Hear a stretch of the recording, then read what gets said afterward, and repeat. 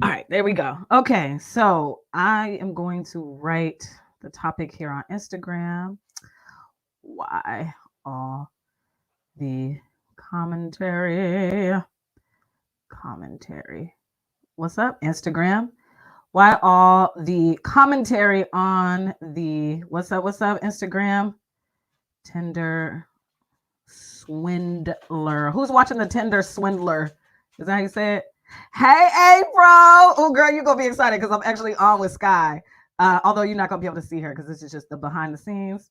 Okay, why all the commentary on the Tinder-Swindler is all about how the women are stupid and not about how the man was pure evil. Y'all know I gotta say my words when I type them out. 'Cause I'm like, did I spell everything right? I hope I did. Okay, why all the commentary on the Tinder-Swindler is all about how the women are stupid and not about how the man was pure evil. Okay, Instagram. So if you've never seen me do this live on Instagram, I'm just doing the behind the scenes of the recording of my podcast. So you're not going to be able to see my guest. You will be able to hear her. And my guest today is Skyy. She went to Howard with me. She's a Bison sister. And we're going to talk about the Tinder-Swindler today. So you will be able to hear her voice. But if you would like to see her, I'm also live on Facebook right now. And I'm about to pull her up and introduce her. And we're going to start this conversation. So if you want to see her, if you go to the link in my bio, all you got to do is click the link to my Facebook page and it'll take you there. Okay. Oh yeah, April, easy. Happy Valentine's Day. Yeah, I got my red on, my love, all of that, my red lipstick. Okay, all right, let's go. Okay, all right. So as I said, let's go ahead and get this show on the road. Okay. What's up, Facebook user saying hello? I don't know your name. It just says Facebook user because you have to give StreamYard permission for me to see your name. So if you go in the box at the top, it'll say give Rika permission to see your name. So if you would like for me to know who you are, you can go ahead and click that link. Okay. All right. So let's go ahead and get started of the recording of Single You, the podcast. And today's episode is about the Tinder-Swindler. Who's watching that series on Netflix? I think it was a 2-hour documentary. And all of the commentary that I've seen on the Tinder-Swindler is talking about how stupid these women are. She's so dumb. I would never. Da, da, da, da, da, da. And they're not really talking about how pure evil that man was, and also how societal pressures can cause a woman to go down that lane. So we're going to have that conversation today with myself, obviously, and my homegirl, Skyy B. Okay. She's a media personality, a journalist, and an entrepreneur. And I'll have her tell you about her businesses. But I wanted to have this conversation with Skyy B. What's up, Skyy? My Bison sister. Thank you so much for being on Single You, the podcast today. Listen, we've been trying to have this conversation about abstinence forever. And then the Tinder-Swindler came out, and I was like, okay, we got to do both. We got to do both. But anyway, Hey, Rika. happy Valentine's Day. Happy Valentine's Day. This is great timing. Right. On We Valentine's Day. didn't plan it to be like this. We did not, because yes, we were supposed to do it yesterday, and then of course I messed up the time. And then when I said let's do it today, I didn't even think about. I don't have a reason to think about Valentine's Day, so I just be like, oh yeah, I guess it is. And so this morning I done put on my little red sweater. So let me be festive, I guess, whatever. Because I'm not a hater. It's a great day. Even if you're single, take yourself out and all of that. I'm taking myself to Houston. I'm actually coming down to see you. So that's my Valentine's Day present to myself. Okay. I'm excited. Yeah. So I definitely want to start the conversation with the first question that I ask everybody. You already know the question. Everybody on my podcast is, has anyone ever had a conversation with you about what makes a healthy relationship versus an unhealthy relationship? As a child, specifically, yes and no. So I had my mom. She was a single mom. She was young. So I feel like I've been through every relationship with her. She had me as a teen. She was a teen mom. So then I had my grandparents, her parents. My grandmother was super religious. So I got the religious, version from my grandmother, Yeah. it didn't Wait involve, until you're married. yeah, it didn't involve any meat. There was no meat to it. It was just scripture.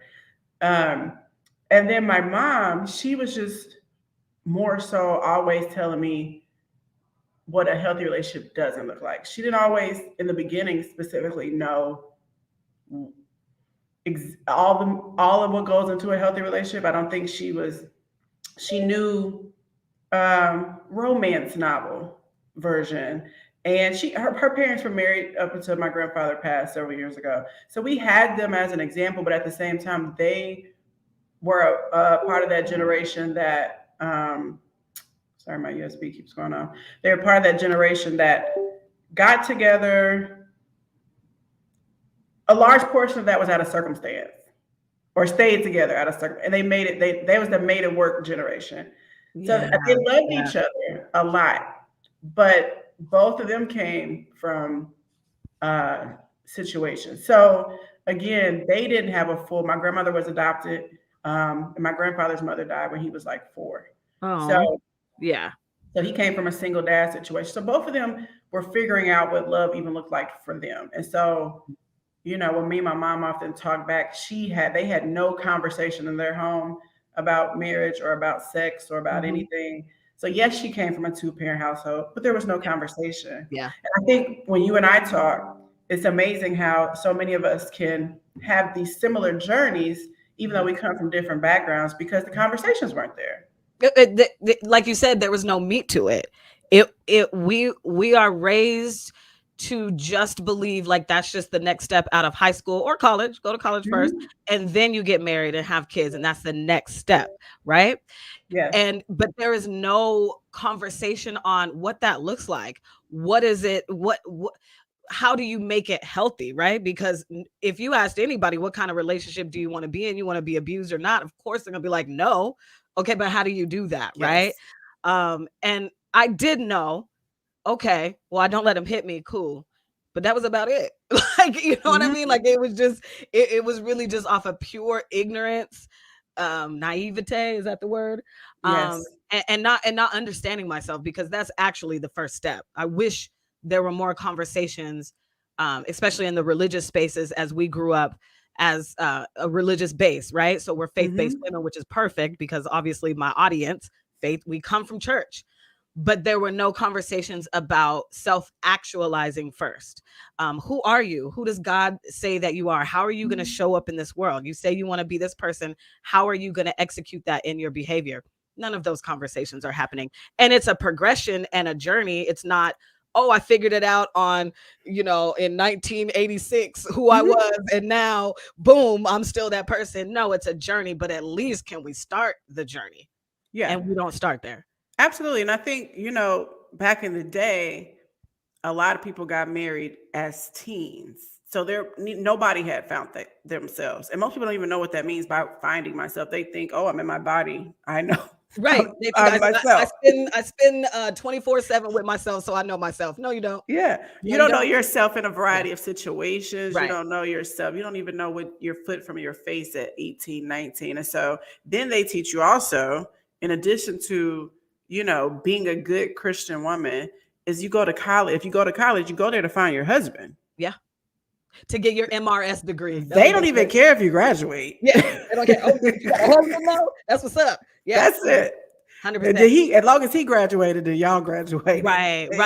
Exactly. Right. Then y'all did because y'all got married. So both y'all graduated. Yeah. No, and just like you said, we come from different backgrounds, but we have the same story. Every woman on my podcast, even the men, shout out to my cousin DJ, who's been on my podcast a couple times. This is why I ask that. That's the first question I always ask everybody, because I'm trying to prove a point. Points proven every single episode that we have to start from a better place. We have to, if we're going to do this relationship thing correctly. And I'm doing that in air quotes because what's right for me and may not be right for Skyy. It may not be right for Jennifer. It may not, shout out to April. It may not be right for Jesus. It may not, so that's why we have to go on the journey so we can figure out what's right for us. So I do want to move the conversation along because we only got like about 55 minutes, Skyy, and the conversation that we already had through text on phone. I want to get to it, but I do want to do my due diligence and talk about your abstinence walk and journey. Because I know I didn't even know this about you. Because truth be told, I obviously we went to Howard at the same time, but we didn't know each other until we were both on the radio in Indianapolis. And everybody was like, "Oh, Skyy went to Howard," and they were like, "Rika went to Howard." We was like, "We did, Right, like we what?" did. You Why know, didn't we know each other? We why have didn't we know each mutual other? friends. We Yeah, got, yeah, yeah. yeah, yeah. But I never So lived on campus, so it explains a lot. I always right, lived right. off You weren't on campus. campus, So and then I was an RA for the 4 years. So I never lived off campus at Howard. So I understand why it happened, but I say that to say we've never had this conversation about abstinence. And when you told me you had a stint for like 7 years or 8 years twice, let's go into that. Why did you? Because obviously, if you listen to my podcast, you know I'm grown. I'm 38. Skyy around the same age. Skyy, are you 38? I'm Like me? 36. 36. Okay, well, 36 and a half. right, right, right. So, so for you to choose that, especially when you were at Howard, because if we do the math, I need to know why. What was that about? Tell me, talk to me, tell me more. I don't even know if the first time I chose it, Okay. as much as so before I went to Howard, I went to a JUCO in Indy. So that was my first time away from home. And there was a guy that I was involved with from previous to my senior year, and he went there as well. And I realized these things when you get to college, you realize you don't have to be there. It's not a birthright. And I realized that me trying to keep up with this person and me trying to be in my studies, going through the emotional up and downs of that situation, I was not my best self. I was not putting forth it was too much of a distraction. And so for me, I'm like, I got student loans. I'm not trying to be here forever. I have got to focus. And I realized how that person, and he's not a bad, but we're really great friends today. But again, I was 18, 19, that time period, how my emotions were like on an audio meter based on how I was treated or at that time, or based on whatever was happening in our relationship. And I realized how bad my self-esteem was. And I hated feeling yo-yoed like that. I was just like, and I didn't realize that till that was like my first real involvement with a man. And so, well, boy, at that time, but that was and so you don't realize some things about yourself because it's easy to say, oh, I would never do this, or if this happens. But if you've never been in them situations, you don't realize what you'll do. Facts. To be honest. Facts. And it wasn't until that situation where I was like, I first base really getting to know myself. Like, oh, you got work to do. And the fact that you knew this at 18, 19, I'm so jealous. I'm so jealous. Because again, I was in college. I was paying for my college. Yeah. And I realized real quickly people was getting put on academic probation and going home and never coming back. Yeah. And working at Walmart. You know what I mean? And I realized real quick, like, sis, you got to be about your business first. Yeah. And I will say this, and I mean that with so much grace for myself. Like I know that my walk is going to be different than anybody else's, but I do know that leaving Kent, Washington at 18 years old, which is a suburb of Seattle, if nobody knows that, like I grew up in the suburbs. Leaving Seattle basically to come to Washington, D.C., I was very naive. I did not have a lot of experience. I didn't have a real true boyfriend.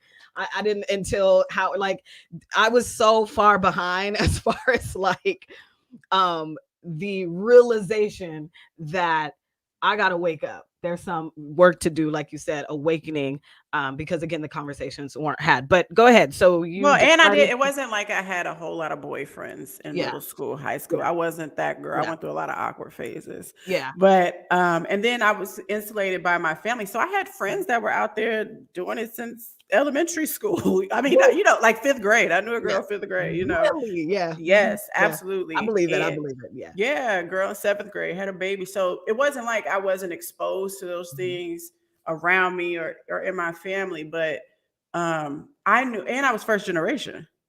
So there was a lot of pressure I put on myself. Nobody put that on me. I put on myself to be something or to just accomplish more. My family was rooting for me. And so then when I moved to DC and I went to Howard, I lived off campus, had my own apartment because they ran out of housing. So I had to pay for my own studio over by Meridian. And I knew me, period, in college as far as my limitations, meaning I'm paying for college. I can't be here for 7 years. I have to pay for this apartment. I had to work too. And then for me, I knew that a part of me knew, especially after that first situation, that there were broken parts of me. And I knew that if I didn't at least keep them covered until I went on a healing journey, that I was going to self-destruct. And that's what I was going to ask you. So this was when you're going through this, and like you said, you were an audio meter, which I love. That I can visualize that with your emotions. So you intentionally, after that, chose like, this is going to be my healing journey. I just knew that I didn't put it into words. Okay. Like that was what it was going to be. But I knew then I was broken. That relationship showed me I had broken parts, and I knew I had to keep them covered until I got out of college and was able to really deal with that. So for me, I lived off campus for 5 years in total, even after college. And I think I had one guy in my apartment and he was a friend. Literally, 3 guys came over and they put my bed together for me. They were in my economics class. Other than that, I had never had a man my whole 5 years. And I didn't think about that till later. And that's why I said it wasn't so much, it was purposeful just because I knew I was somebody that couldn't go out and party every night and get up for 8 a.m. classes. So most people don't have a memory of me being at too many college parties, especially at Howard, like next to none. I had to work, I had internships, and I just knew that because I found these broken parts of me and I knew what they were, even in relation to men, I knew that if I even tried to navigate both things, that it was not going to work for me. Yeah. And I said, and for me, it was like, this thought process that some people are okay with being. I always wanted to keep my partners to less than, I did not want to ever be like, oh, I don't know how many partners I've had. I always, in my thought process was always like, I want the next one to be the last one every time. Right. And I was never okay with casual sex. Yeah. Shout out to April. Don't be telling my secrets, April. She over here on Instagram talking about that I had never even had a fried pork chop when I came to Indianapolis, because even at 25, I was still super naive. This innocent little girl from Seattle, Washington. Get you a tenderloin sandwich. Listen, now I'm experienced. Okay. I'm a whole 38, about to be 39 in like a few months, like super hype. But okay. So you go on that abstinent journey for a period of time. So, and I know you said you did that twice. So was there a moment where you're like, I'm done being abstinent, now I can, what have you? So just like what I said, as far as I never wanted to get comfortable with casual sex. Because I started to get to that place where I had girlfriends that be like, girl, take your feelings out of it. And I was like, I never want to do that. Ever. How do you do that? How do you take the feelings out? And I don't want to, because I know people that have that separated the two. 100%, and we're all different. And they out here like men, like whatever. But I also noticed that you can't shut off only a part of yourself. If you shut it off of being able to connect with a human, you shut that off in multiple areas. It's not directional. It's really not. And I would notice some people that they couldn't receive love in any form. You know what I mean? After they shut off that part of them, and then they really had to go through a journey of being able to reconnect again with the man or with family or with, because it's not a directional thing. It's not like a faucet or I don't know what's the word I'm looking for, or just, a certain thing that you can just say, okay, I'm gonna cut this artery off, but these I'm gonna keep open. It's just not like that. And so I would get my feelings hurt. And then after every situation, which it wasn't too terribly many, but after several incidences where it was just like, I don't like this feeling. And then you have this hovering of, God is mad at me. Exactly, because I'm glad you said that. When you grow up in religion, when it's the religion, not the relationship that you have with God and Jesus, right? When it's the religion, that guilt that just be right here, like what you doing? You going It to was hell. to the You know, point God's where watching too you. I realized that I couldn't even fully enjoy sex Yeah, because of that. girl, Because it ain't was never, there in the room the ain't whole never, time. exactly, the whole time. And what are you doing? And you know you shouldn't be doing this. And you're supposed to Yeah. be a good girl. And you're supposed to like all of that. And honestly, that's why I have been abstinent for over 3 years now. Because I was like, oh, I got work to do in this area because I have to stop feeling guilty about this. Like I can't do this. So I have to figure out how I can get to a place where Yeah. I'm like, listen, God made this.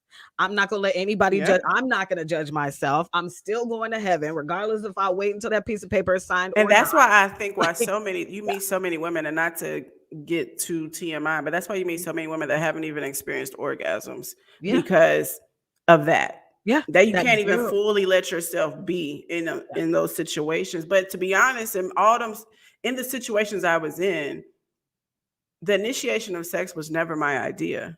And so after I would get out of these situations and I realized how much I just went along to get along in these situations, because that's what men need. Like you can't expect to be in a relationship with a man and not be able to, this is what he needs. Or he's giving you X, Y, and Z. If he's taking you out, if you're doing X, Y, and Z, then you gotta come on, sis. And so I would end after all those situations were in, I would realize how I just didn't feel in control. I was, just disappointed that I just I didn't go into it being like this is what I need. And if sorry, I'm not wagering that if you don't understand that. And so every time I would think like, okay, this is the one, so I might as well, and it was just like, that's a terrible way to go into sex. And then I yeah, realized once I became abstinent that I didn't, that's the reason why you don't know is because I don't talk about it. And the yeah, reason why I don't talk about it is because once people found out about it, men found out about it, even women were like, oh my God, and make a big deal about it. Then you became like a piece of meat. Then you became a challenge a challenge for them. Yeah, for yeah, them.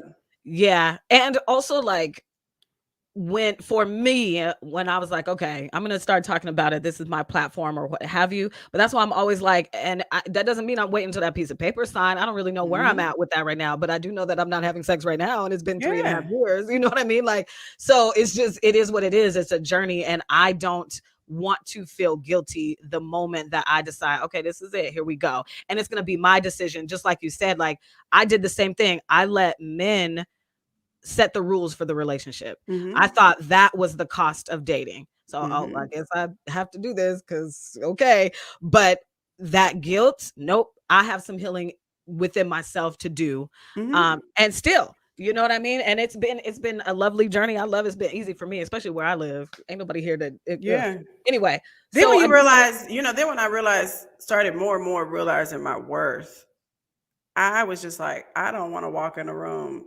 and three of these losers be able to say, I had her, or right, you know what I mean? And it's right. just like, because most of these people haven't even fully got to know them or grew into themselves enough, or they may not at all. And so I just don't want a bunch of people saying I had her, or I was able to experience her in that way. I just don't feel like a boatload of people deserve to experience me in that way. Right, right. No, I 100%, 100%. So I do want to finish the abstinent conversation because I want to move on to the Tinder swindler Hmm. with this question. I had a somebody ask me, do you think being abstinent is gonna solve all your relationship issues? And so I Mm-mm. will give you my answer, and I would love to hear what you would say. And I said, so I wrote it down because I always have notes. If you watch the recording of my podcast all the time, you know I have notes. But I said, baby girl, in itself, abstinent is not going to solve any problems, and healing that childhood trauma is really what you need to do. You have to be holding yourself accountable on your journey and call out the red flags you passed up and boundaries you didn't set. Just letting time pass and not having sex ain't gonna do nothing for you. You will be right back to where you are the moment a seed of loneliness gets planted. And we are recording this on Valentine's Day. I know that there is someone, a woman who's listening right now, who said on December 31st, as that ball was dropping, 2022 is going to be my year, self-love. I'm going to be abstinent. I'm not going to let any do. And here we are, it's Valentine's Day, and she probably over there and slipped Mm-hmm. up, or is feeling super lonely. So it's not the abstinence piece, right? Right. And so anyway, so that's my answer. And then you can go ahead and answer and let's move on. So I told you I've done this twice. So after the first time when I told you, I realized I had these broken pieces, so I covered them, but I hadn't dealt with them. So by the time the next situation rolled around 8 years later, I was like, I feel like I'm ready. I've stopped having sex. I realized I don't need it. I'm not somebody that has to have it. And I thought that was a feat, because when I would tell people 8 years, they'd be like, wow. So I thought just that alone, I had, till I got into the next situation. And that's when I realized. So I equated to, it's like somebody saying, I want to lose weight, so I'm just going to stop eating. And that alone is going to make me, I don't know, like a bodybuilder. You know what I mean? No, it's really about stopping what you're eating. It's almost like before I was vegan before. Before I went vegan, it's because I was trying to figure out what was wrong with my stomach. So I cut everything out and then introduce things slowly back in to figure out what works best for my body. And so that's kind of how I equate this abstinence journey to be. I cut all the noise out. I cut all the things that have my emotions on, doing the wave, and really got to the bottom of it's a continuous journey, getting to the bottom of why I do. What is it about me that makes me, again, because I was still having those same feelings of, why are you doing it in the first place? It's nothing wrong with you doing it, but get to the why you're doing it when you're doing it. And is it still because you feel like you have to do it to maintain this relationship?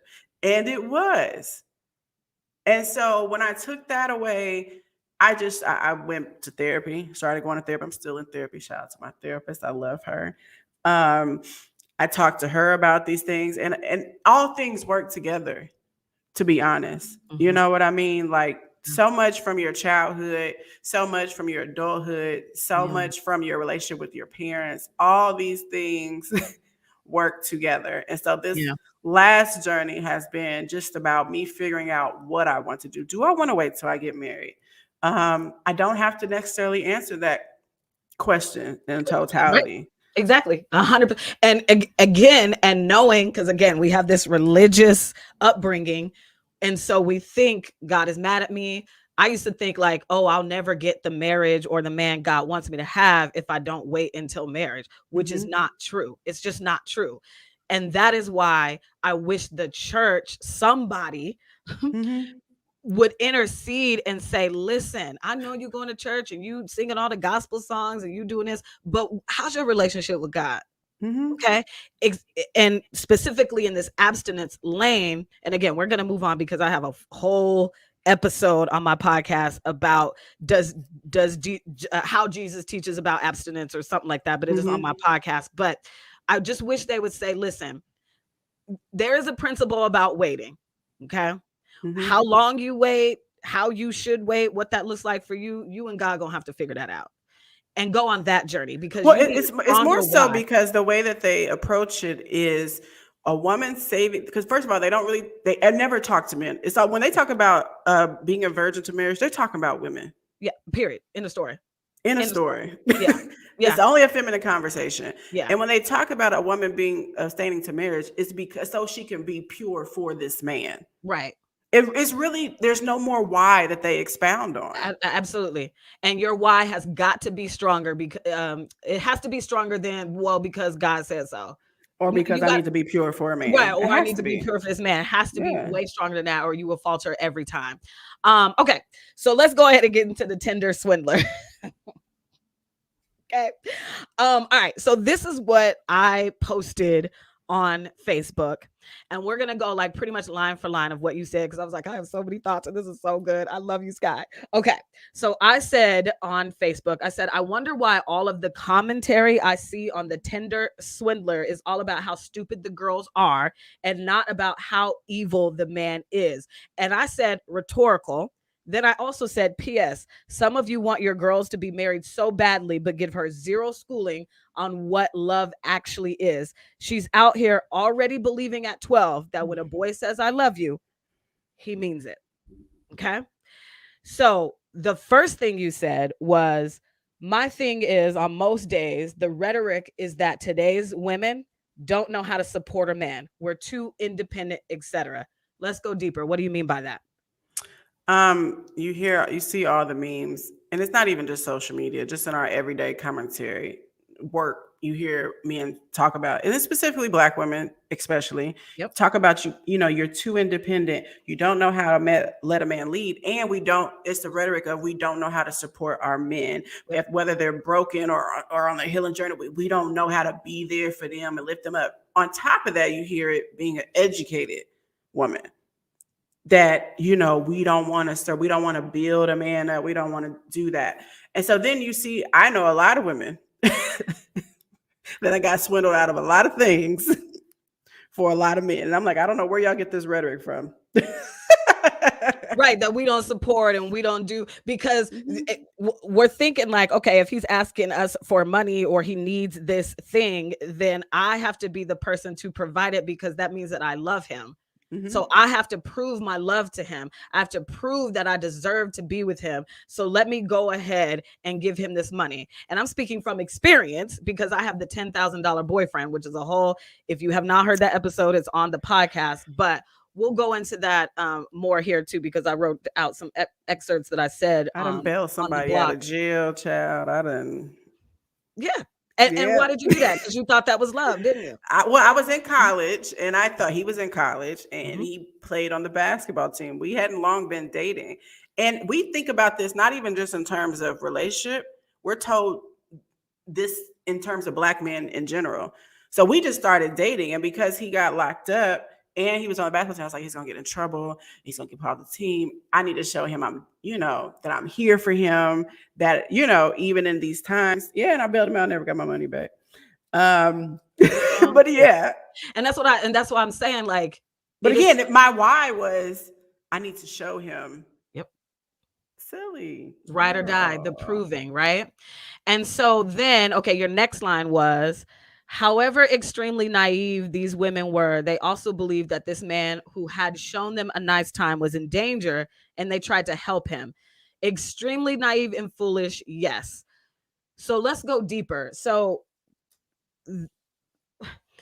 I feel like we, obviously, with the Tinder-Swindler, right? Everybody wants to call them foolish and naive, but the master manipulative plan that this man had, it worked because he knew that women want to love, they want to be in a relationship so badly. So his game, instead of being somebody who sends you an email and says, I have this Nigerian prince who needs your money, or he's trying to get credit cards or whatever, he literally was like, women want to love so bad, I'm gonna give them something to love. And so the genius thing about him was he actually doted on them first. That's how he actually got them. Exactly. That's how he actually got them. It's called love bombing. Yes. And so the naive thing for me was, and I'll tell you, I came full circle with this, and my compassion went in, is because literally the first girl, well, she wasn't the first, but the first one on the show, she left with him the day after meeting him. Yeah. It was the next day that she went and got on, and it was because he had a private jet. Yeah. Facts. It was the next day. He's like, I want to go on a second date with you, but I got to go on family business. Yeah. So that's how he loved, and that's what I thought was unsafe. I mean, everything. I was like, what are you doing? But again, people equate a security with money. Oh, he got this. He got a private jet. He got money, so he can't be crazy. Right. He came. There's no way rich people are crazy, right? There's no No. right. He comes from this big family, so he can't be crazy. Yeah. So the trust was there. It's wild because if that was anybody else, more than likely she wouldn't have. But I had compassion because I also understand from traveling, around the world that people come from completely different environments. Some people do come from villages where everybody leaves their door unlocked and everybody is trustworthy. So everybody hasn't come from streets like us, or even me being from the hood, or just being from America, period. You're not really insulated from a whole lot. So I've had naive moments for sure. But those basics, some people, so it's hard to say, oh, they were foolish, because everybody hasn't had experiences like we have. Everybody's not walking down Georgia Avenue and being told, don't look nobody in the eye. Facts. Nobody's been in these situations. So it's hard to say that these women should have known better or they were foolish, because we just don't know where they came from. They're from other countries. Right. And like, again, I said I was extremely naive. Like I have never been in a situation where I had to like detect if somebody was lying to me or not. Like, I just didn't grow up in danger and like, oh now gosh, I need to, whatever. Now so I'm a whole private investigator. Like, I can, girl, who you need me to find out about? Yeah.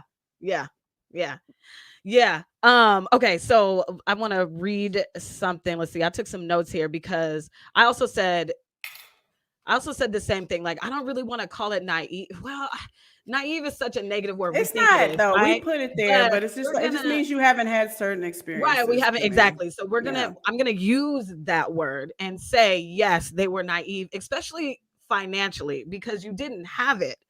But for matters of the heart, when you're like operating in love, you're just operating out of what you think you're supposed to do, right? You're thinking, wonder if this is the test where it determines if I'm the one. You better say that. Yes. Is this the test? Because they say relationships are hard. Yeah. Right. They say relationships are hard. And my boyfriend, who I love, who I'm about to move in with, is in danger. Why wouldn't she believe him? Well, and then you see the Facebook post every year, even around Valentine's Day. Yeah.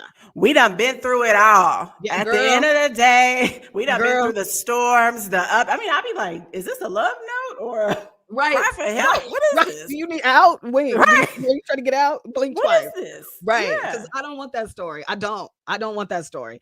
And I don't believe that my parents have that story. Now that I'm asking them more questions and stuff, I don't believe my mom would be like, girl, your daddy done put me through this and that and the third and whoop, whoop, whoop, and I'm still with him. Like, I would never know. And in fact, inside of Single You Academy, my coaching program, my cousin Linnea does a whole workshop on what married people mean by marriage is hard. Because we do hear that, but the problem is, like you said, we all don't have the same experiences. So my hard is going to be different than your hard, like the way you define it in like your inner self, right? Like, we are going to define hard differently. Can I ask you a question? Yes, ma'am. Go ahead. Because I've had this conversation before. I do think, especially if you've been married a long time, right? Or if you want to be married a long time. I do think there is a conversation to be had that men experience depression differently than women. They react differently than women to depression. There are scenarios where our friends I've seen, or that I know, I have a lot of male friends, where I do feel like they cheated out of depression, out of a season of depression, even while they were in a relationship. Oh, like the man cheated out of depression. Yeah, and not just out of ego. And I'm not saying it's acceptable, but do you see that? Because for a lot of, I think for when we get depressed, we eat, we gain weight, we do X, Y, and Z. Some men, when they get depressed, all of their value to them is also on, do I still got it? Can I still pull them? At home, I'm not feeling like a man because we're in a season of, I done lost my job.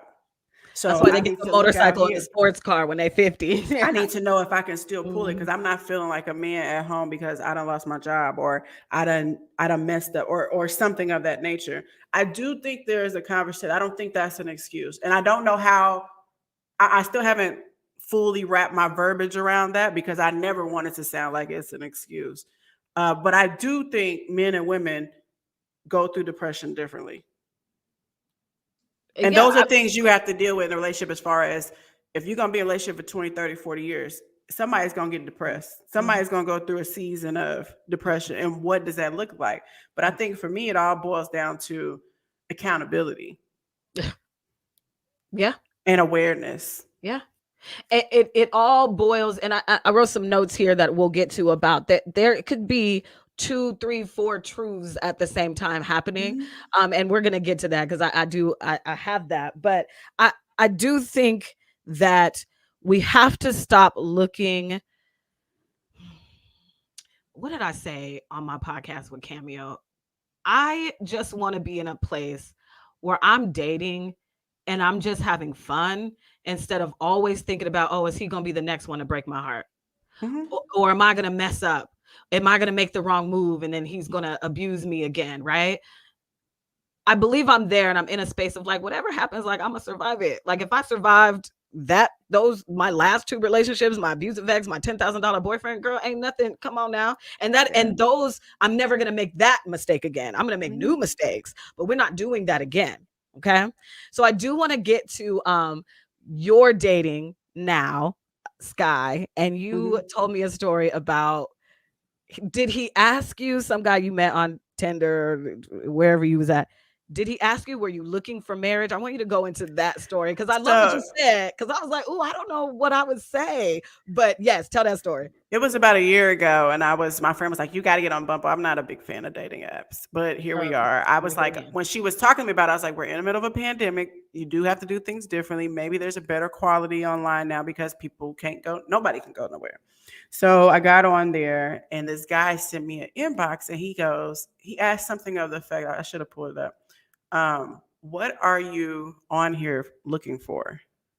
What are you on here for? And I was like, what do you mean? Like, excuse me? And he said, are you on here looking for marriage? Or are you just looking for casual dating or a hookup? And I said, I don't know if one can look for marriage. Especially, I don't know what that means. To me, when people say that to me, what you hear, people say, are you looking for marriage? Are you? And it's like, I don't know what that means because for me, and I said this to him, I said, I'm on here. I wanted to choose my words because I never had no man ask me, are you looking for marriage? Right. I said, let me choose my words. And so I said, I'm looking for a connection. And if the connection inspires me to be married, that is great. But that's all I feel like you can ask for initially, because that's the first thing that, to me, that I want in a relationship is the connection. Yeah. I ideally want to marry my best friend. So I feel like the connection is the most important. That's all, especially on the app. That's all I can look for is the first thing is to build a connection. And he definitely blocked me. I guess that was not a good answer for him. He ain't marriage material. I gotta block her, man. Like, but I don't know if he thought that meant a hookup. I'm like, there's a huge gap in between. A huge gap, right? Just looking for a hookup, right. And that's what I'm saying. It's not just black or white. Like, let's stop trying to be perfect. Let's just have fun. And that for me, have fun, because again, we all have different definitions, does not mean you sleeping around with everybody. No, not for me. Sex ain't even on the table. I'm just saying, why can't we just get to know each other? So when you said that to me, I was like, dang, I probably do be saying, oh, hold on, my alarm on my phone. Okay. All right. I think I'm back on Instagram, I think. Let me know if Instagram is still working, because I know my alarm done went off. Hold on, Lord. Well, the funny thing is, I'll say this. I went on a date 2-3 weeks ago with a guy. And, he was saying on the date how, he's tired of restarting and tired of going on dates. And I said, well, I think about it this way. A friend of mine, Sean, told me this years ago, even though I think it was grossly just too long. He was in a relationship with this woman, and he said he had dated her for 7 years. He said, but they were in their 20s, early 20s. He said he knew by year 2 she wasn't the one that he wanted to marry. And I said, Sean, why would you waste your time for 7 years? And he said, well, I didn't look at it as a waste of time. And he taught me something in this though, because he said, every dollar I spent, everything that I did because I personally wanted to do it too. He said, so I didn't look at it as a waste of time because I liked this person. I was having fun with this person. And everything I did because I wanted to do. That taught me everything about how I should approach dating. I don't do anything that I don't naturally want to do. Okay. Yeah. So I don't look at going to dinner with this man as a waste of my time because I want to go to this place anyway. Right, because you want, no, that's okay. That's a good way to approach it. But I will say, please don't waste my time. We're not going to be in a relationship for 7 years. I'm no, 38. not for 7 years. No, but I'm talking. No, I'm not talking. I see what you're that's saying. Why I said that's a gross waste of time. Right. But they were in their early 20s. I'll Yeah. give them that. You know what I mean? But my thing is, now I don't do anything that I don't want to do. Anyway. There we go. And that's what I'm saying. I see what you're saying, because a lot of us will do it because we think we have to. Or you like, okay, I'm going to do this expecting this to be the one. And then you get home and you're like, he was a bum. He wasn't, there was no connection, wasted my night. And it was like, no, sis, like even this guy, we had a great conversation. Yeah. He's had a really interesting life. I don't think he's the one, but we had a really great conversation. We went to a place that I like to go to. It was not a waste of my time.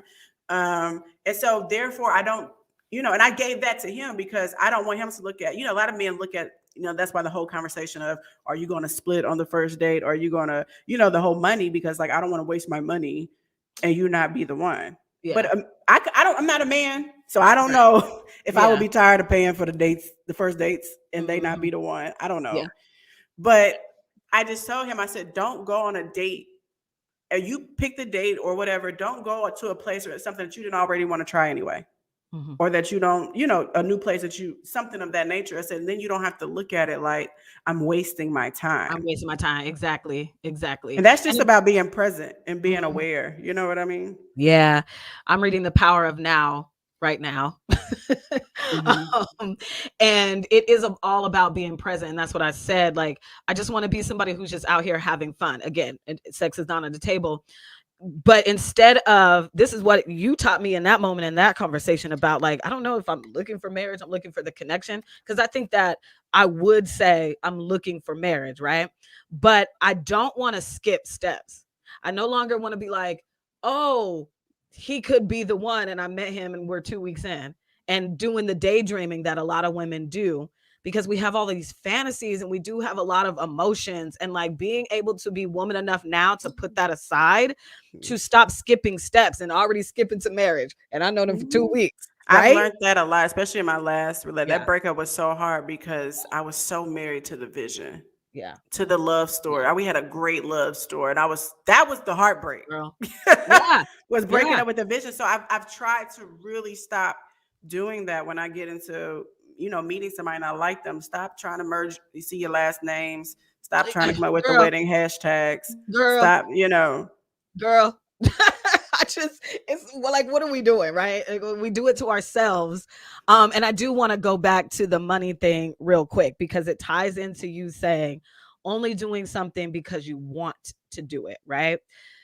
So I'm going to read an excerpt from my blog that I wrote after my $10,000 boyfriend, because I did fall for the story. Okay. He was my Howard boyfriend who circled back around years later, and I fell for the story. It was always you. I loved you since I was 18. We gonna get a Howard magazine. You know what I'm saying? Like, when you go to Howard, you do want that Howard husband. Like, you do. You want to go to homecoming together. Babies, exactly. Yeah. And be like, oh my God, like, because Howard obviously is a big deal. So I wrote this down. So again, he circles back around and he sold me the story. And then he was moving from Washington, D.C. to Seattle to quote unquote be with me. That's what he said. He was like, we're going to make it work. We're going to get married. Woo, woo, woo. And so I said, I hate the awkward moments where the fork in the road is presented, where you don't know if you help this person you love or do you let them figure it out on their own. It's hard not to help, especially when you feel like they just did something for you. And I said that I've got to figure out that balance. Now I'm 3 years removed now. And then I said, the moment when he accepted a job in Seattle, I felt picked. I didn't ask him to move. I can honestly handle long distance. Also, I proved the story I was telling myself wrong, that I'm actually enough. I'm not too much. Cause that was the story that I was always telling myself, like, oh, you too much, you doing too much, you out here, you this independent woman, you got your job, ooh, men are scared of you, you too much, you too much, you too much. And I proved myself wrong because I was like, oh, he moving for me, so that means he about to marry me. Okay. And then hold on, let me find my place. I finally got picked. A man, my first love, actually wants to be with me. He's moving for me. And I said, man, I was cocky in that moment. His words and actions were matching. And unfortunately, at that time, I didn't know how to truly check in on a man's integrity in regards to, on a man's integrity. He was moving to Seattle for me. He quit his job and was moving for me. I mean, who does that? Only men who are serious, right? Mm-hmm. Wrong. So again, when we're talking about these women and how stupid they are and foolish they are and blah, blah, blah, I think there's a lot of lying going on social media. Everybody thinks that they know how to do this love thing correctly. Because everybody can say, as we said earlier, I would never do that. She's so dumb. Well, people don't realize is until you meet the person that exposes your triggers. Everybody has been here. Yeah. In some way, it might have not have been $250,000, right? Like the girl, but everybody Netflix, yeah. has been here, and it's just because the person you ended up meeting the person that really exposed your triggers or really found your triggers, even if they didn't really realize it. Right. And that's what they did with them. A lot of our trigger is the need to be validated. Mm-hmm. That need to be validated, and for us, it's for some of us, it's if a man worth a lot of money chooses me out of all the women, I feel like I'm somebody. I feel like I'm validated. Or if this athlete chooses me, then that must mean I'm pretty. Yeah. Then that must mean I'm bad. You know what I mean? Yeah.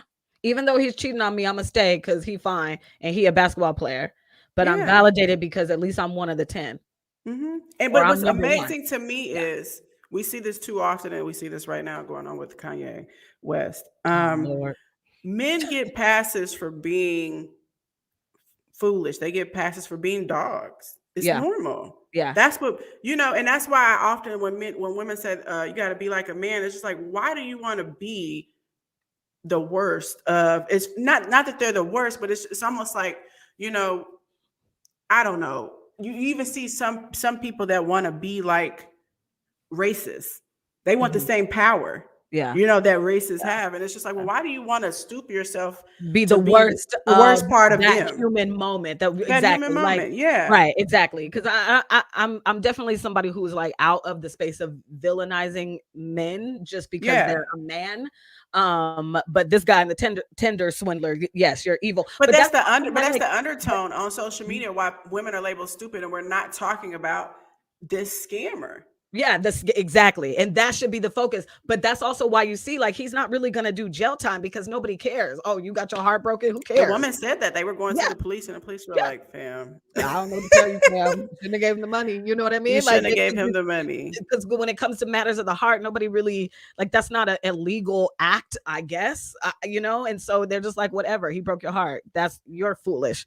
Why would you be so foolish? Instead of like, he literally is manipulating people. Okay. So I want to get to, because we got about 10 more minutes. So what I wrote down is there are a lot of truths, and 2 or 3 things can be true at the same time, right? So again, we're coming from a religious space. We're faith-based women, right? And I don't think that we understand what that means. And we think that because we believe in God, our life is going to be perfect. But what I wrote down is we are not going to dodge everything. Trials and tribulations are going to happen, okay? As the Bible says, consider it pure joy, my brothers and sisters, whenever you face trials of many kinds. Like, because that is perfecting your faith. Absolutely. Which goes back to me saying, I'm out of the lane of trying to get relationships, quote unquote, right. Like, I have to be perfect. And what does it mean if he doesn't open the door for me or call me back right away? Or I don't think we could ever be in that space. Does that make sense? Yeah, absolutely. Yeah. I think I think consider it all joy. God doesn't work through perfect people. So Yeah. there, he has these commandments. He has this for me. I'm thinking about this. He has this word, and this is a framework that he gave us. He knows what a human is. Yeah. He thoroughly knows what a human. Here's the framework. Yeah. But we wouldn't be sitting here having this conversation today had we lived a perfect life. Right. And what is that? Right. That's really not a thing, because God is going to take you on a journey that is messy. He is going to take you through it, allow you to experience things that are messy. And so he wants to be able to utilize you. And it's just like nobody wants to sit and hear. Some people have a hard time with talking to people. And that's why I become more transparent about my journey. Girl. Because so many people, when they think that you're perfect, that they'll miss the moment of even being able to connect with you and you being able to pour back into them. And when they think you're perfect, that also makes them feel more terrible. And it's like, fam, we all out here doing not the same thing, but we all out here doing the same things. It's something that we would be embarrassed about if they made a Netflix documentary about it. Absolutely. We all have something. That's why they call it skeletons in the closet and blah, blah, blah. And we're doing it wrong by not sharing. In fact, the Bible says share your burdens with one another, but we don't do that because we're so embarrassed. But that shame and being in that embarrassment bubble, that's when the devil gets busy. Mm-hmm. Yeah, and that's when so when I do see a lot of people judging these women, I know there's a lot of work there that they have to do, because that's a lot of like, absolutely. I feel bad about the choices I made, so let me take it out on somebody else. Oh my God. I think there's a way to have a conversation without shaming them. Yeah. Because sis, y'all do need some work. Y'all got some work to do. All of them women got work to do. Absolutely. And the one was like, I was right back on Tinder. Right back on Twitter. In fact, that's how we gonna end it, because that's my last thing. There is a certain level of accountability, right, that we have to take. The onus is all of the choices that you make, no matter how manipulative they are, or what have you, the onus is still on you. Absolutely. The onus is still on you. And so for her to be like, oh yeah, I was back on set, and you still got $150,000 worth of debt. And I'm not saying you have to wait to get out of debt to date again, but where is the question of like, why am I so in need of being with a man that I would give up $250,000? That would have did me in. And she was about to commit suicide, unfortunately. She talked about that. She talked about it. That would have sent me the shame and the debt, but again, different experiences. I think some people feel like as easy as she got, first of all, I don't think I would have ever got that much credit that easily, that quickly. Now, and I did the $10,000, but let me tell you something. That's why I stopped at 10, because 250,000. But I'm talking about it, even just as far as getting all the loans back to back. Yeah. Mm-hmm. They, I don't even think I would have been able to do that. But that lack of accountability, and now they setting up GoFundmes for the public to pay for it. I will not be donating to that. Like, I'm not going to be in the shame cycle of calling women stupid, because I get it. Even the Bible talks about how the heart is deceitful. Mm-hmm. Like we will betray ourselves to be in love. We will. Everybody is going to do that. Everybody, right? But now I also am in this habit. I do this with my friends. I do this with my family. I do this with everybody. Again, it kind of is like what I said about dating. I don't do anything that I don't want to do in my heart and not expect back, right? Like, even if in terms of calling people, whether it's in family that I may not have the greatest relationship with, I have this habit of, if the Lord puts it on my heart, do it in 5 seconds. Do it immediately. Don't think about it. Don't, you know what I mean? And my thing is with these women really thought, he had the money to pay them back. So let's be honest. They thought he got it. Yeah. But didn't sit around long enough to think, well, where's his daddy? Yeah. Where's people at? Because he was the son of a billionaire, right? A billionaire diamond person. Yeah. There's no other way to get you money but through my cards? Okay. And then she was sending over all her information. So again, there was a security because he had money. there was this automatic security there. Yeah. That's troubling. Yeah. And I honestly believe, and I remember saying this, maybe I said it in my blog, but I definitely said it to my cousin, like, the man for me would have never asked me for money. No. He would have never. He would have figured out a different way. He would have never asked me for money. Even the men that I date. Yeah. And that's what I'm happy about, is as I do see along my journey that I have gotten better. Oh yeah, me too, girl. Picking men. Yeah, girl. I'm more clear on what I want. I don't regret any of those. I guess because none of them really cost me no money, but of my feelings and my ego. But I don't really have any regrets because I'm becoming so much more clear on things I didn't know I needed. Yeah. Things I didn't know I was things that were kind of superficial that I didn't know were like blocking my path of really finding somebody I connect with. I'm so much better. Because of all those situations. And that's taking accountability, right? So what a lot of women do is what we talked about earlier is we think, oh, okay, well, it's 2022. It's my self-love year. It's my me year. And you just think you have to let time pass. No, baby girl, you have to invest in yourself. And I mean, with time and money. Like you said, you got a therapist. I did. I have a coach. I will never not go a year without having a coach now, at least for the foreseeable future. Maybe when I'm 55, I may be like, okay, I'm done for like a year or so, whatever. Because there's so many things that come your way that can knock you off your focus. Yes. And we're human. I like to give myself space to be human. Yeah. And like I said, I'm not going to make those same mistakes again because I've done the work, but I'm going to make some more. I'm only 38. You know how much life I got? If I live to the expectancy of what a woman is supposed to live to, I got a lot of life. So there's a lot of mistakes in there. And I am not naive enough to ever believe again that, I can make sure that I don't make a mistake. But I had perfection syndrome too. That's a part of why I was celibate the first time. Yeah. Absolutely. Coming from a teenage mom, coming from the early mistakes I made, I started really living this perfect life. And again, that's why I didn't learn from the first set of celibacy because I hadn't really did the work. And so now I have a lot more grace with myself. Man, do I have a lot more grace. And I'm learning in present time. I don't try to learn stuff that's way ahead of me or learn, too much. What I mean? I try to live in the moment a lot more. And I read something the other day where it said, stop asking yourself why you keep attracting crazy people. Like, is there something wrong with me? And it's like the difference between you and other people is people like us, or who we've been in the past, we just let the crazy people stay around longer. Some people are just really good at noticing it up front.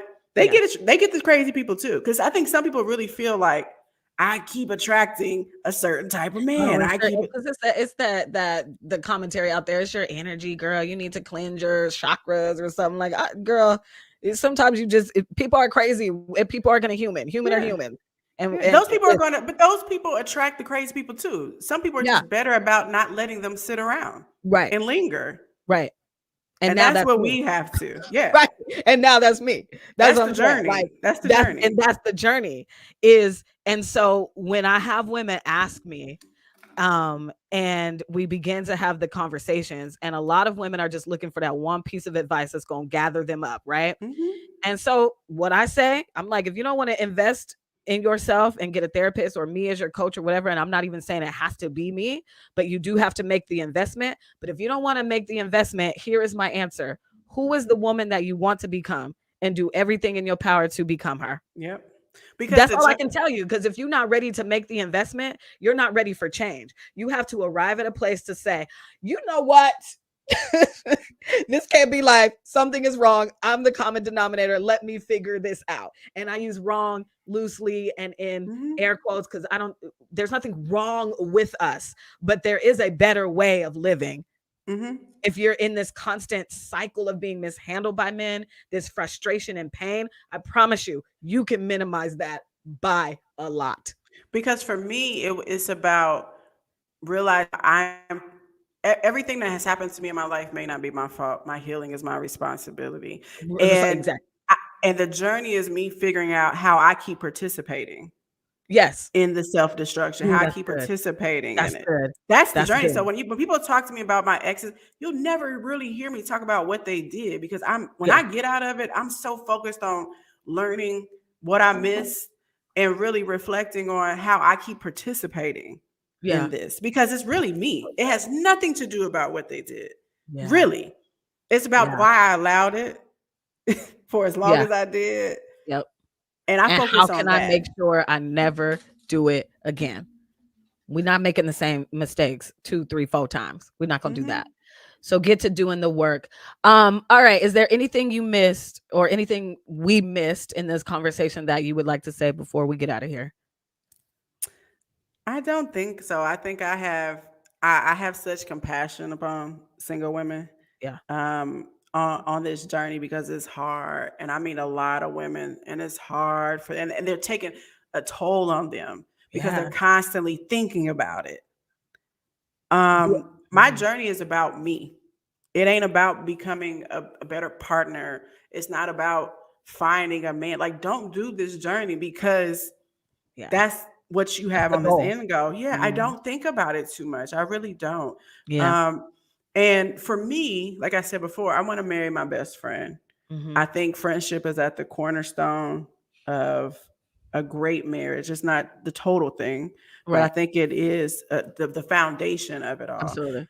Absolutely. Yeah. So I Yeah. focus on I think being a better friend in life, Mhm. going on the healing journey and being a better friend in life, being a better friend to my mother now that we're both adults, seeing her as the woman that she is, a better friend to my friends. I think that helps you to naturally exercise growing into a good partner. Yeah. So Yeah. focus on your journey. Yeah. And when you were saying being a better friend to my friends, my mother and stuff, and I was also thinking the journey should be about being a better friend to you. Mm-hmm. Like Yep. advocating for yourself, sis. Like you listening to this podcast, you are betraying yourself every time you do something out of you feel like you have to, every time you minimize yourself for somebody. So I say be a better friend to you and choose you and go on the journey. And I'm sorry, boo, it is going to take an investment. So you may not get to go to Tulum during Memorial Day because you may Mm-hmm. need a therapist. You may need to get a coach. You may have some books that you need to read, because how many times have you written men off? Like Skyy talked about being abstinent for 8 years, turned around and you was in the same cycle because you didn't Mm-hmm. do any of the work. So I know that in society, they do not, it's all about going to college and getting the next degree and getting the next certification, but they never talk about investing in yourself. They want you to invest in cryptocurrency so bad that they have so many dang on Super Bowl commercials about it. But there was Mm-hmm. no commercial about how you need to get to the self actualization part of your life Mm-hmm. and make an investment in that. So I will say this: my pastor and mentor, he's my coach actually, Dr. Darius Daniels, says mind renewal is progressive. Start the journey, and God wants to transform your mind. It happens in stages, but the first step is you wanting to do the work. And the work continues And it's forever. continue. It's a progression. It's If a it's not single you, it's gonna be married you. It's gonna be, healthy you. It's gonna be getting help. The journey is forever. yeah, yeah, yeah. Embrace it now. Yeah, exactly. All right. And then on that, hold on, let me see. What does it say? Come on, Sasamiga, miss you on the radio. Yeah, yep. No, I'm not on the radio anymore. It was my choice. I chose my mental health over a paycheck. So I will just say that and leave it at that. Okay. All right, Skyy. I appreciate you being on Single You, the podcast. I know that you have something coming up. I don't know if you wanted to talk about that real quick. I could put the links in the show notes, whatever you give me. So I don't know if you wanted to say anything about your business because you dope down there in Houston. So Well, so we've done radio yeah, together. yeah. So I do have a new show coming out soon. I don't want to talk about it just yet because I got to Okay. roll out. Yep, no worries. No I got to worries. roll out. I So, get to but be on the show though, right? yes, you do. You do. You do. You do. You Exactly. do. So I will talk about that soon. So you can follow me on Instagram at Skyy Daniels. Um, so yeah, other than that, I have my two everyday a point power forward. We help businesses with their marketing and business development. So that's been going hard and strong for about 6 years. And that was after I never left radio. It was just like after the last gig, I just found other parts of the industry and other parts of myself that I really like to explore. And I didn't want to be confined to one space. I didn't, you know how radio is. I didn't want to. So that, and then Skyy Torch Media, we produce podcasts, concerts, shows. It's been a journey too. So that I've had that for 7 years. So that's my everyday. Perfect. All right. Well, I will link your Instagram in the show notes. Again, thank you for being on the show. Everybody, thanks for watching. Happy Valentine's Day. I want to end that. Going to end